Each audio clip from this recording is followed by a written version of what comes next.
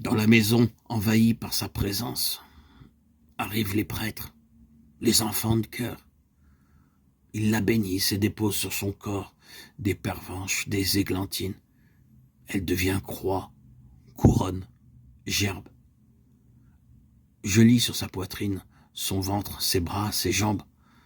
Regret, souvenir éternel, dans toute la gloire du ciel.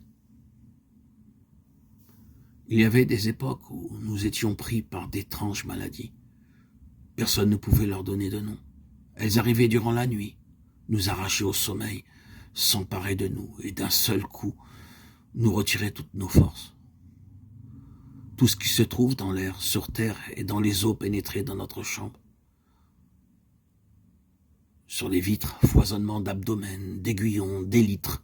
Sur les meubles, pattes raides crispées sur des morceaux d'écorce, des branches mortes, empalées sur des tiges de fer, flancs gonflés, nageoires tranchantes, pendues au plafond, ailes grandes ouvertes, cou étiré comme tués en plein vol. Sur le sol, courant, rampant, déchirant leur proie de leurs dents jaunes, furetant, bondissant, immobiles comme dans les cauchemars, leurs yeux comme des miroirs d'eau tournés, levés, dirigés vers nous.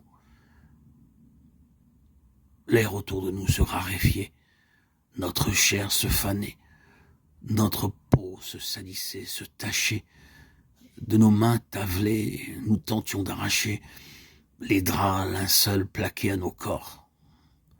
La crainte de ne plus pouvoir jamais nous souvenir de la chambre nous précipitait hors du lit, recroquevillés sur nous-mêmes, dans une confuse superposition d'images lourdes de douleur. Nous nous mettions à hurler. Brutalement, au-dessous de nous, des lumières trop blanches s'allumaient. Avec la soudaineté des apparitions, les hommes et les femmes étaient là. Ils nous portaient sur le lit. Ils nous parlaient, nous regardaient, gesticulaient, comme si nous étions des sourds, des aveugles, des muets. Ils baisaient nos visages. Chaque baiser était une nouvelle maladie dont nous ne pourrions guérir. Ils en trouvaient nos lèvres. Un liquide ardent incendiait nos gorges. Nous devenions des torches. À l'embrasement de nos corps, nous pouvions voir nos cadavres fardés pour la cérémonie funèbre. Nous posions nos mains jointes sur nos yeux. Nous percevions des chuchotements, des piétinements, des bruits de portes refermées. La lueur mauve qui, sous nos paumes, transperçait nos paupières, s'éteignait.